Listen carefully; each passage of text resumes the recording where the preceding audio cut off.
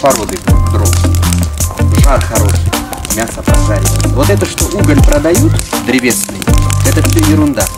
Это так, подогрел мясо, но не пожарил.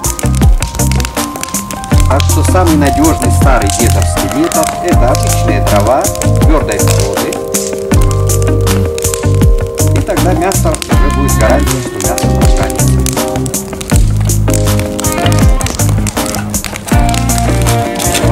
И не надо жалеть дров.